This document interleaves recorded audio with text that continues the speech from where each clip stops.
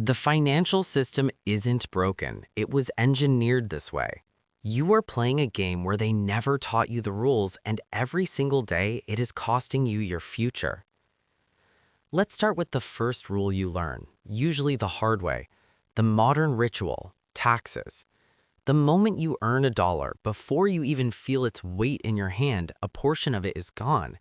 Think of it as the subscription fee for civilization. It's not optional. The government gets paid first. They take a slice when you earn it. That's your income tax. They take another slice when you spend it, sales tax.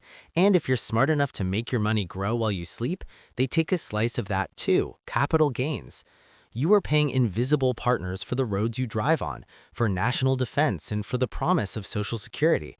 It's unavoidable, but understanding how it works, the deductions, the credits, the strategies, is your only defense against overpaying.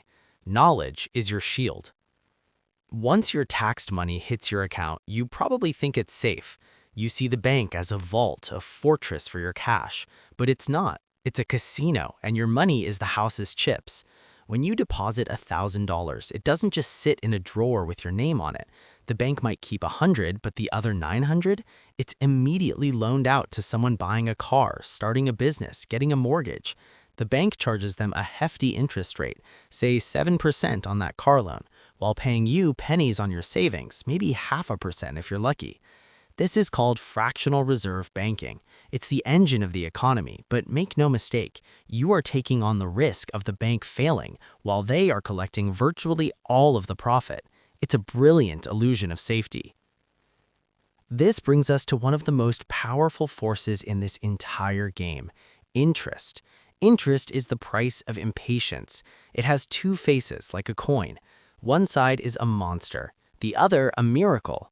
When you are the one borrowing, compound interest is a financial cancer. It's a tiny leak that floods the whole ship. A small credit card balance left unpaid doesn't just grow, it multiplies.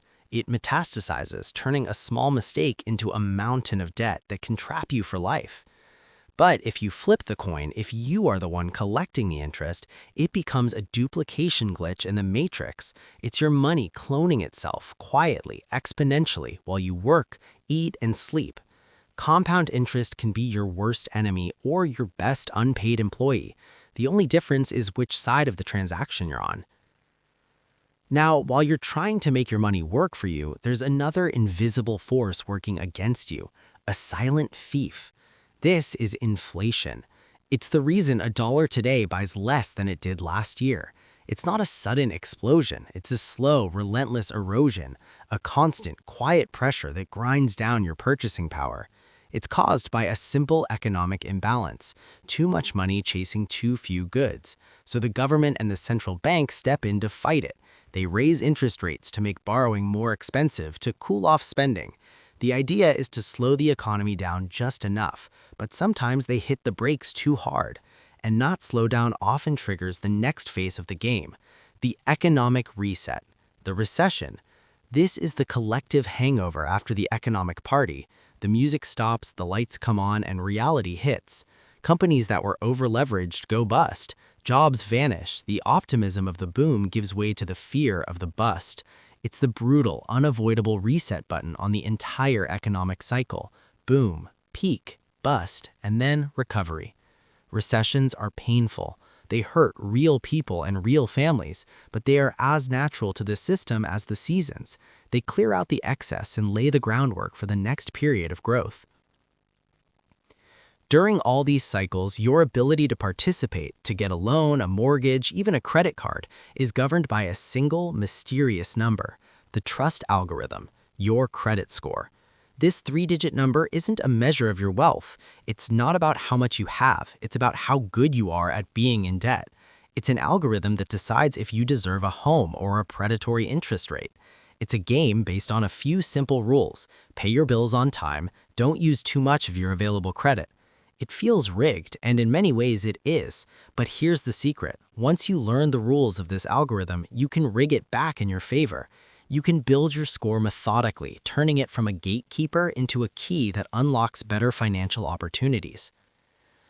But what is all this for? This whole system of taxes, banks, and scores is built on one foundational concept: currency, money. And here is the biggest secret of all. Money isn't real. $100 bill is just a piece of paper with fancy ink. It has no intrinsic value. Its power comes from one thing and one thing only: our shared agreement that it is worth something. It's a mass hallucination, a social construct born from trust and carefully managed by central banks to prevent the entire illusion from collapsing. When that trust wavers, so does the value of the currency. Understanding this is crucial. You're not chasing something real like gold or land. You're chasing a symbol of trust. So if cash is an illusion being eroded by inflation and saving it in a bank is a losing game, how do you get ahead? There's only one escape hatch: investing. Saving won't make you rich. Inflation guarantees it will make you poorer over time. Investing is the only way to achieve escape velocity. It means trading your money, that symbol of trust, for actual ownership. You're buying a tiny slice of a company like Apple or Google. That's a stock. You're lending money to the government in exchange for interest. That's a bond. You're buying a piece of physical land and property. That's real estate. Is there risk? Of course. But the greatest financial danger isn't losing money in the market. The greatest danger is never investing at all and standing by passively while the silent thief of inflation steals your entire future. But investing requires money. How do you earn more of it? This comes down to the income generator: value. Why does a brain surgeon earn 100 times more than a janitor? It's not simply about hard work. Both can work incredibly hard. It's about scarcity and perceived value.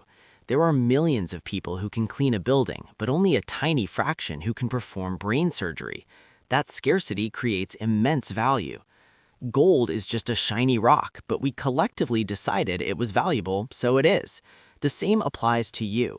If you want to make more money, you have to become more valuable. You must solve expensive problems or provide immense value to many people. Money is just a byproduct. It always follows value. This brings us to the final piece, the one thing that ties all of this together: the ultimate multiplier: time. Time is the only asset you cannot buy, earn, or create more of. Once it's gone forever. Most people are taught to trade their time directly for a paycheck: 8 hours of your life in exchange for 8 hours of pay. You do this until you're too old to work, and then you stop. The wealthy understand that this is a trap. They don't trade their time for money, they use their time as leverage. In investing, time is the magic ingredient. It's the force multiplier that takes those modest, consistent investments and, through the power of compound interest, turns them into generational wealth. You don't have to be a genius. You don't have to outsmart the system. You just need the discipline to start, to be consistent, and to let time do the heavy lifting for you. The system wasn't designed to be fair. It was designed to function. Your job isn't to break it or to curse it. Your job is to learn the rules they never taught you in school. Understand that your money is a tool. It can be your chains or it can be your wings. The choice begins with knowing the game you're playing.